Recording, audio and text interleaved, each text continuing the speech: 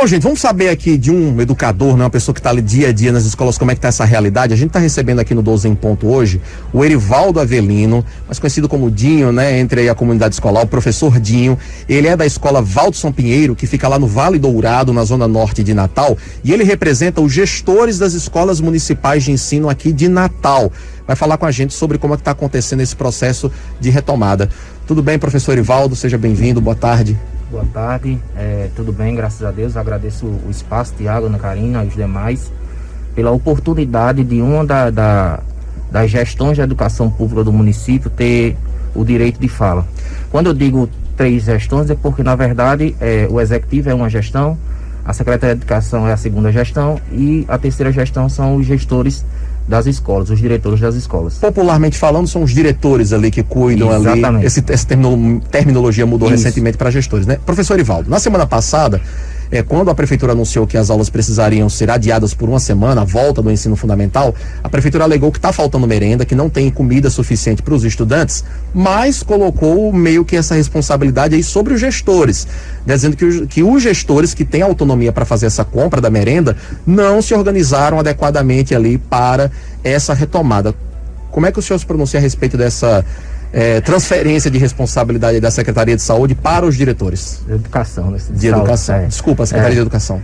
Como eu falei, são 3 gestores, né? E um deles é o gestor da escola, mas antes de a gente falar um pouco no local, me permita só uma fala que eu estava escutando aqui vocês conversarem sobre demais assuntos e dizer que eu não concordo com a questão que o Gladstone colocou das universidades trabalharem o pensamento comunista. Eu tenho vários diretores de escola, professores amigos, que são professores de universidade e eles não, vamos dizer assim, não trabalham a linha do comunismo. E outra coisa, a universidade pública, ela é um concurso público, tanto para professor como para o alunado, através do Enem. Então significa dizer que se todo mundo lá dentro é comunista, é porque só está tendo capacidade de passar os comunistas, né? Porque se os outros passassem, aí eles colocavam em prática as atividades dele também. Mas aí eu não quero me alongar com isso. Vamos falar sobre rede municipal de ensino, como é que está essa retomada? Talvez vocês não saibam, nem quem está ouvindo, os gestores sim, mas os demais ouvintes não. Vocês têm ideia de quanto é que a gente recebe para fazer a alimentação de um aluno da escola pública? Não faço ideia. Quanto? Alguém pode dar um chute assim? Pode chutar. Por mês? Por mês. Na rede municipal, por exemplo, aqui em Natal? Para um aluno. R$200. É bem menos, eu acho, viu? Não, R$50. Então não vou deixar alongar. R$7. Por mês? Por mês. R$7 por mês. 36 centavos do governo federal por aluno por dia. Isso multiplicado por 20 dias letivos, dá em volta de R$7,20. Alguns municípios têm complemento, como Natal. Ele complementa com 34 centavos. E então, ao todo, nós temos aí 70 centavos por dia para alimentar esse aluno. E aí, por mês, a gente tem aqui em Natal R$14. Então, o que eu quero dizer com isso? Que a gente vê a especulação, porque o gestor de escola, porque a secretaria não está dando cesta básica, ele pode até dar, mas não é com o dinheiro da merenda. E como é que vocês, num tempo normal, como é que faz, Erivaldo? A mágica. Deus ensina essa mágica para usar lá em casa primeiro. Exatamente. Mas é por volume, não é isso? A gente faz, a gente compra muito, né? A gente diminui o prato do aluno no sentido para dar para todo mundo, e Jesus Cristo ensinou a gente a fazer isso. Multiplicando os pães. Exatamente. Então, assim, talvez a comunidade, quando cobra essa questão da merenda, não só para os gestores de escola, mas para o executivo, não sabe dessa informação. O quanto é pouco para a gente alimentar todos os alunos na escola. Mas esse recurso é para adquirir os produtos? Para a gente cumprir o todo o insumo? Todo o insumo. R$14 por mês. Mas essa mágica precisa ser explicada, porque tem que haver uma explicação. R$14 por mês. Para cada aluno. Peraí, R$14 por mês por aluno. Por aluno. Isso já com complemento na sua escola, por exemplo, são quantos alunos? 1.000 alunos. Então vocês recebem por mês R$14 mil para fazer merenda, preparar merenda para esses estudantes. 20 mil refeições mês. Mais ou menos isso. Todos os alunos merendam? Alguns não.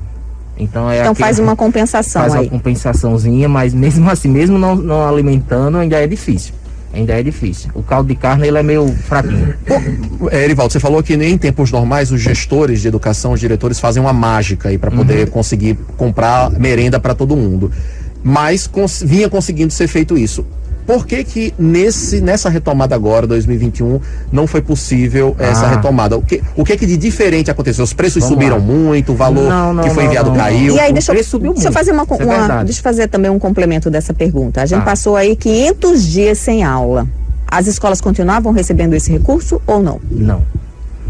O governo federal, quando entrou na pandemia, ele deixou a critério do executivo fazer a aquisição da merenda para distribuir em formas de kit, né? E aí cestas básicas. Então o município de Natal, ele pegou o recurso municipal junto com esse recurso federal e aí fez a aquisição das cestas básicas e foi distribuído para as famílias. Nós tivemos, desde a paralisação, 3 entregas, né? E aí eu tenho que dar a palmatória com relação à questão do recurso.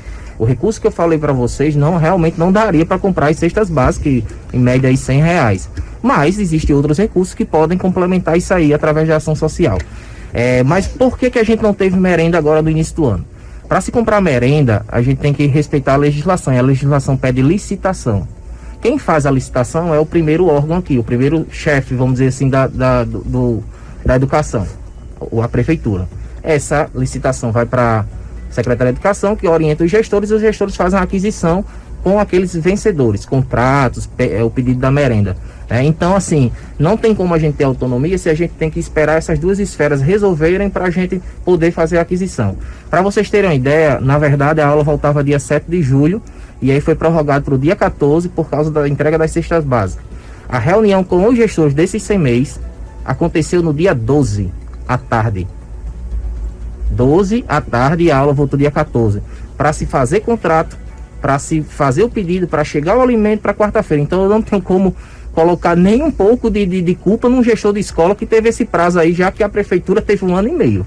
Mas a prefeitura divulgou oficialmente que, na verdade, essa compra não teria sido realizada porque as atas disponíveis não tinham nem valores nutricionais suficientes, nem também quantidade suficiente. Foi isso mesmo? Eu acho que nem deveria ter dito isso, sabe por quê? Porque, na verdade, é até uma vergonha a capital de um estado não ter condições de fazer sua própria licitação para merenda das escolas. Então, quando ele disse que não tinha ata suficiente, é porque você não fez a sua parte, que é a licitação, e aí você foi atrás de outro município, ou estado, ou órgão público, que tem uma licitação pronta, e aí você foi tentar pegar carona nessa licitação de outro.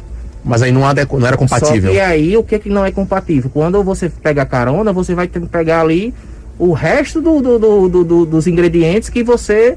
Vamos dizer, por exemplo, Parnamirim fez uma licitação de merenda. Só estou dando um exemplo, não sei se fez, mas... fez lá, e então ia fornecer 1.000 quilos de arroz para Parnamirim. Parnamirim comprou 800, sobrou 200. Então, Natal, se for pegar carona nessa licitação, só vai ter 200 fazer quilos. A adesão a essa ata não vai dar para contemplar a sua demanda. O cardápio de Natal são 42 ingredientes. O cardápio de Natal, feito pela nutricionista da Secretaria de Educação. Nessa primeira ata, nós só tínhamos 13 itens. Então, não tinha nem como fazer a merenda. Aí foi procurada a Centas ajudou com alguns ingredientes para a gente fazer um cardápio provisório para articular essa merenda aí inicial do dia 14. Só que aí já passando, já está com dificuldade. Então, a gente se reuniu com a secretaria, mostrou que estava com dificuldade, mostrou que não tinha condições de seguir nesse plano, não tem condições para o gestor de escola seguir nesse plano. Tem produto desse que o gestor fez contrato que só tem 20% do que ele precisa. Então, daqui a pouco ele vai ter que procurar uma nova ata, fazer um novo contrato, e isso no dia a dia é desgastante para quem está na ponta. Erivaldo, a prefeitura informou que o retorno agora fica valendo para o dia 4 de agosto. Né? Você acha que esse tempo é suficiente para que os gestores possam se organizar e fazer a compra da merenda? Nessa reunião a gente colocou um ponto que acredito que dê para solucionar mais facilmente. Existe uma compra chamada de 3 pesquisas, que os gestores de escola, com sua autonomia, eles fazem a aquisição de vários materiais na escola com a compra direta, de 3 pesquisas, né? direta, Compra direta. Né? Aí a gente teria sim autonomia. Se a secretaria liberar essa compra com os gestores, fazendo essa 3 pesquisas ali no mercado do conjunto, tudo, tendo a documentação necessária, a gente coloca alimento dentro da escola no máximo em 2 dias. Erivaldo, queria que você falasse um pouquinho agora sobre a estrutura das escolas de um modo geral. Você, como gestor de educação, né, qual é a sua leitura a respeito da situação, inclusive estrutural das escolas? As escolas estão preparadas para esse retorno? No que diz respeito à merenda, pelo que a gente viu, não estava, né? Mas essa situação já está sendo resolvida. Tá, graças a Deus, acho que vai dar certo agora com esse novo... Com relação aos outros elementos da estrutura das escolas, há um preparo para a retomada? Pronto, só terminando a alimentação, ficando claro que quando a gente for voltar às aulas vai ser sistema de rodízio, percentual de aluno, né? Aquele aluno que ficar em casa não vai ter direito ao lanche. Não sei se informaram isso para vocês. Sim, a secretária informou. Informou, né? Porque foi dada a cesta básica. Só para ficar ciente, para depois não cobrar do gestor que não está dando o alimento do aluno que está em casa. E aí, assim, com relação à estrutura, o que acontece na rede pública já vem de longas datas. Algumas escolas muito defasadas com relação à parte estrutural, com a parte hidráulica, elétrica, né? E aí, algumas escolas do município de Natal são excelentes. Eu posso colocar para você que a minha tem uma estrutura excelente, voltaria tranquilamente. Alguns CMEs são de pontas, melhores do que escolas privadas. Foram as fotos que a prefeitura mandou semana passada, porque a prefeitura mandou as imagens pra gente mostrando. Não, mas tem essas escolas. Muito bonito o retomado. Mas tem essas escolas, é isso que eu quero dizer, porque eu não concordo também quando tem aquela fala que não é generalizada que a escola pública toda não presta, né? Não, tem excelentes escolas, excelentes CMEs. Só que a rede é 146 unidades. E aí, quando a gente fala de estrutura, a gente está falando de 1 ano e meio, e aí os 2 pontos que a gente segue é o seguinte: quando você está tendo uma obra dentro de uma unidade e essa obra para, só existe 2 motivos. Ou adequação da obra, necessidade estrutural, tem que adequar ali, ou falta de pagamento para as empresas. Só existem essas 2 maneiras de você parar. Quem está com a gente acompanhando o nosso programa pelo YouTube, youtube.com/98FM Natal, vai ver agora algumas das imagens aí de centros municipais de educação infantil que chegaram até a gente. Eu pedi até para nossa produção colocar, enquanto o Erivaldo vai falando, sobre essa questão da retomada das atividades presenciais. Essas imagens mostram para a gente que a situação em algumas unidades realmente ainda está complicada. Você poderia mensurar, Erivaldo, quantas unidades poderiam retomar, quantas ainda não tem estrutura para essa retomada nesse primeiro momento agora? Olha, eu vou colocar aqui dados não oficiais, porque a gente não tem, vamos dizer assim, o ciclo de tudo, mas pela fala de todos os gestores de escola, 146 unidades eu colocaria ali que 30% tem boas condições. Quanto por cento? 30% boas 30%. Condições. 3 em cada 10. 3 em cada 10. E aí a gente coloca aí mais uns 40% que precisaria de adequações pontuais, e 30% ele precisaria realmente de um olhar mais específico. Então hoje, se a gente for olhar no todo, fazendo uma média aí, 50% a 60% das escolas talvez tivesse a condição necessária no caso da pandemia, né? E aí também a questão da estrutura, porque o poder público, ele trabalha e aí não só na educação, em tudo, com placa. Ele gosta muito de botar a placa na parede. Eu inaugurei um centro infantil, eu inaugurei uma escola, um hospital, um posto de saúde, só que esquece que daqui a 5, 6 anos, esse prédio precisa de manutenção. Ele esquece que o mobiliário precisa de manutenção. Esquece que precisa fazer a compra de objetos para esses locais. Só que aí ele, no lugar de fazer isso, e colocar até mesmo no orçamento, na LOA, aí ele quer fazer uma nova escola. Por quê? Porque o nome fica na placa. Porque a foto, ninguém tira foto de reforma. Então, infelizmente, a política pública do Brasil, não só daqui de Natal, é essa. É ter que tirar uma foto com a obra que você fez. E aí, o dia a dia da escola só sabe quem conhece mesmo. A realidade, por exemplo, tem um fardamento, ficou lindo, meu menino vai estudar no CMEI municipal, né, ele é especial, tem síndrome de Down, vai estudar no CMEI municipal. É linda a farda, tudo, mas não chegou para todo mundo no dia. Não chegou. Então, assim, a parte do EPI não chegou para todo mundo. É só entrar nos Instagram das escolas, vocês vão ver escolas que estão com a farda, com EPI, e unidades de infantil que estão sem farda e sem EPI da prefeitura. Então, assim, faltou um pouco de logística, faltou uma questão assim, tá sem transporte, então vamos nas outras unidades, nas outras secretarias pedir transporte, vamos acelerar esse processo. Eu acho que aí sim, talvez o vereador tenha razão nessa questão de força-tarefa. E ele é culpado disso também. Não é só a Secretaria da Educação, não. Os vereadores têm que fiscalizar. Os vereadores só querem ir lá na secretaria com um gestor do lado. Não, é fiscalizar, eles estão lá dentro. Eles sabem o recurso que tem. Eles sabem o que a educação passa. Quantos vereadores, a comissão da educação, quantas vezes convidou os gestores para uma conversa? Erivaldo, agora você está aqui como gestor, né, de escola pública. A gente sempre colocou que há um déficit histórico em relação da educação pública em relação à educação privada, né? Escolas da rede pública são bem aquém do que deveria ser o nível de ensino também, né, pela própria falta de estrutura. E agora, durante a pandemia, a gente viu essa disparidade, né, esse abismo ficar ainda maior. Você acha que vai dar agora, com esse retorno às aulas, para recuperar todo esse tempo perdido? Vamos lá. Quando falaram que as escolas privadas tinham mais estrutura do que a pública, eu fico até um pouco triste, porque na verdade o que a escola pública, a privada fez? Álcool em gel na porta, termômetro, distanciamento. Você acha que isso a gente não consegue fazer na pública, se a gente quiser? Com certeza sim. Então, assim, não há essa diferença de protocolo tão gigantesco como a gente fala. Aí é porque a privada tem mais estrutura. Isso é só coisa de outro mundo, né? Não tem uma cabinezinha que o menino passa e tem uma fumacinha saindo, não é nada disso. É o simples, só que o simples pra gente tava faltando do público, e é o que a gente mais cobra. E aí o que acontece? Com relação às aulas, o grande problema não é o professor da aula. Ou seja, com o simples, essas aulas poderiam ter voltado desde o ano passado, como foi feito na rede privada. O comitê científico, todas as taxas, tudo, né? Eu tô falando da parte estrutural. E aí, assim, quando a gente fala da aula em si, o grande problema da escola pública não é o professor da aula. O grande problema da escola pública é a receptividade dessa aula com o aluno.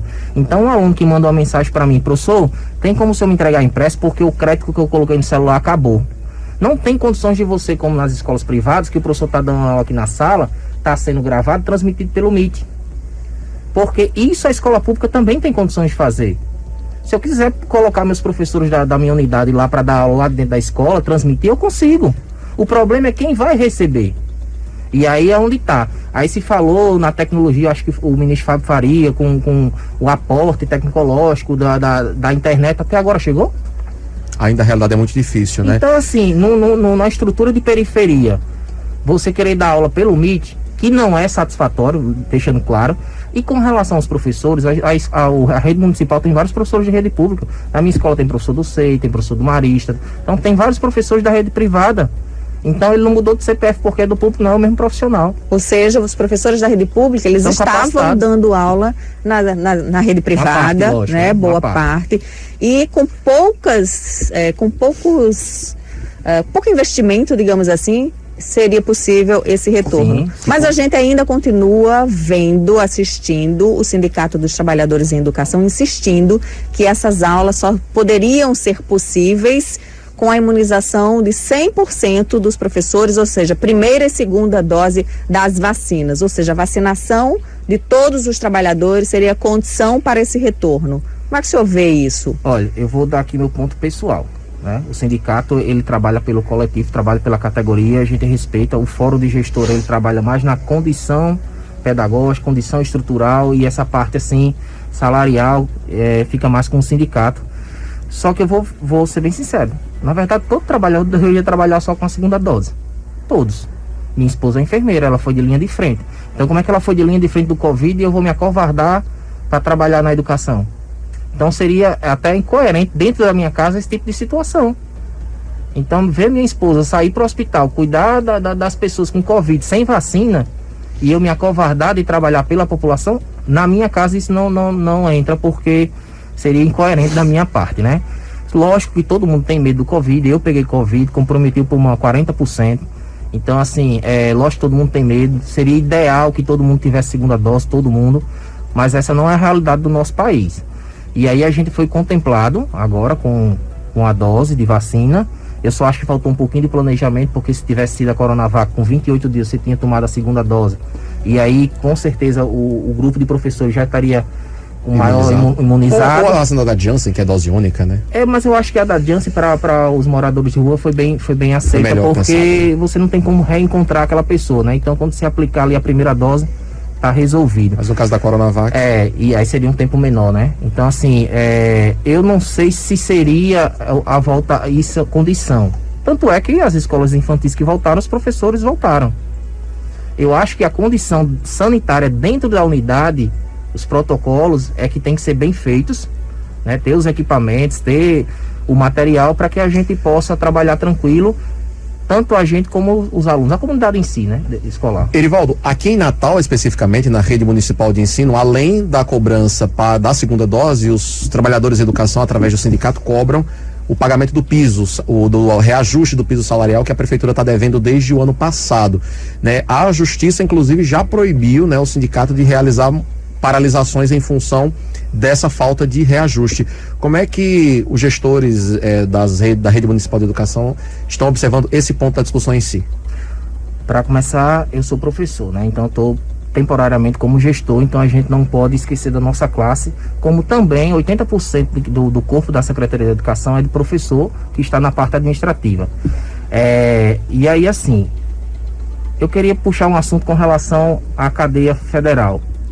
Com a canetada se aumentou o salário acima do piso, aliás, acima do teto constitucional, com a canetada. Se merece ou não merece, aqui não é a questão, mas a gente está em pandemia. Se merece, beleza, dá a canetada lá e aumenta o salário, mas a gente está em pandemia. Aqui em Natal a gente tem uma previsão para ter aumento para os vereadores em janeiro de 2022. Quer dizer que a economia daqui a 6 meses vai estar bombando para os vereadores receberem? Se merece? Aí a gente é outra história, vamos conversar se merece. Aí vem o prefeito aqui nessa rádio e aí diz assim: eu não devo. Uma coisa ele tá certo, ele não deve, quem deve é a prefeitura de Natal. Se mudar o prefeito, continua devendo. Só que você tem que arcar com o ônus e o bônus. E o ônus nessa situação é você respeitar uma lei federal, que é a lei 11.738, a lei do piso nacional dos professores, e ainda tem uma segunda lei, que é a lei da data base do município de Natal, que é em 5 de janeiro. Então esse reajuste que a gente está cobrando não é desse ano e não é de 2020. É um reajuste que saiu no final de 2019 e que a prefeitura tinha que reajustar em 5 de janeiro de 2020. Ou seja, antes da pandemia. E aí, quando você diz assim, eu já pago o piso 5 de janeiro de 2020. É antes da pandemia. Antes da pandemia. Antes da pandemia. Aqui no Brasil, as aulas pararam em março. A pandemia Os professores, inclusive, chegaram inclusive a ameaçar fazer uma paralisação no ano passado por falta desse reajuste. Aí depois veio a pandemia que suspendeu as aulas de toda forma. Isso. Aí o piso, o que acontece? Vamos lá pro valor do piso. Piso de 2019 do professor. Quando a gente está falando piso, lembre-se que a gente está falando do menor salário possível em lei. Ninguém está falando aqui de um valor de teto, meio, não. É piso. É o menor salário que, por lei, é obrigado a pagar. Então, assim, a gente está falando ali do menor salário. O piso hoje dos professores é 2.557 2019.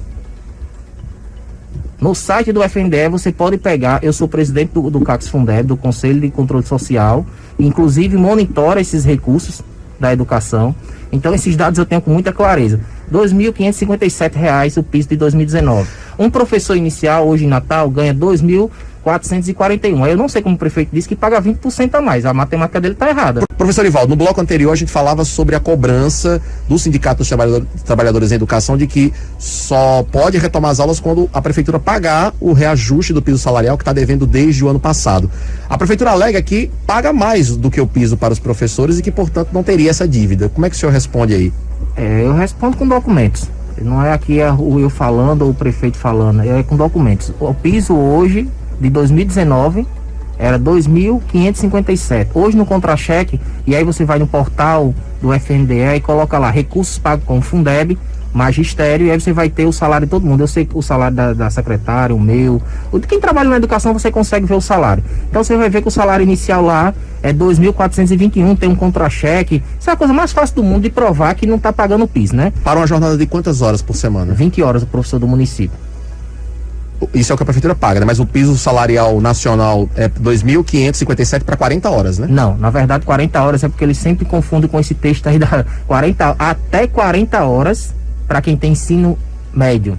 Certo. Não o superior. Então, assim, é aquele jogo de interpretação de texto que a gente sempre tem, já passou por outros prefeitos e outros governadores e assim vai. Só que aí você vê, o município de Parnamirim pagou o piso, o estado pagou o piso parcelado, mas pagou, São Gonçalo pagou o piso. Então, a capital não tem condições, será? E aí eu vou mostrar alguns números aqui para ver se a gente tem condições ou não. O grande entrave que se coloca no pagamento do piso dos professores ativos é que o município alega que não tem arrecadação na Previdência para pagar o aposentado. Por quê? Porque existe uma lei da paridade, onde o professor da ativa, quando se aposenta, o reajuste dele é igual ao da ativa. Então, se a gente receber 10%, o aposentado vai receber 10%. É uma outra fonte de pagamento. Na nossa fonte de pagamento, de quem está trabalhando na ativa é do Fundeb, conjunto de impostos, certo? Que faz o pagamento do magistério. Esse fundo também serve para algumas manutenções de escola. E aí, para você ter uma ideia, essa arrecadação é bem simples. O saldo de 2020, em junho de 2020, o saldo do Fundeb, em junho de 2020, era de 20 milhões. Esse ano, o saldo do Fundeb é 50 milhões. Ou seja, mais que o dobro do ano passado, e você alegar que não tem o dinheiro. Então, assim, não tem condições de matematicamente a gente ver isso aqui. Aí a outra coisa que vocês precisam entender é que o que a gente está cobrando é apenas um reajuste. Esse reajuste a gente consumiu aí 9% da inflação, consumiu mais 3% na Previdência. Aumentou a nossa Previdência desde outubro do ano passado, de 11 para 14 do professor. Então, assim, são números que quando a gente receber esse reajuste, não vai tirar nem a despesa Perfeito. Que a gente está tendo. Aí eu queria alertar também. Já para a gente finalizando, professor. Para finalizar, agradecer o espaço também, precisa de concurso público, porque é assim que a gente vai resolver também a questão da Previdência. O problema da Previdência. Não tem condições de a gente ficar submissa a esse problema que a Prefeitura não resolve. Então, assim, agradecer, dizer que tanto os gestores, como os professores, Secretaria da Educação, está batalhando para que essas aulas voltem. Lógico, a gente tem alguns desentendimentos de ideias, mas a gente trabalha em conjunto para que tente o mais rápido possível voltar às aulas. Só que depende também do Executivo e principalmente a cobrança dos vereadores do Executivo. Perfeito. Resolver essas questões salariais e também as administrativas e estruturais. Se Deus quiser. Professor Ivaldo Avelino, da Escola Valdson Pinheiro, lá do Vale Dourado, representante do Fórum dos Gestores Municipais, agradecer demais a sua participação aqui. Né, o assunto é longo, né, extenso, mas acho que abordamos tudo aqui. Obrigado, professor Ivaldo. Eu agradeço a vocês aí a oportunidade.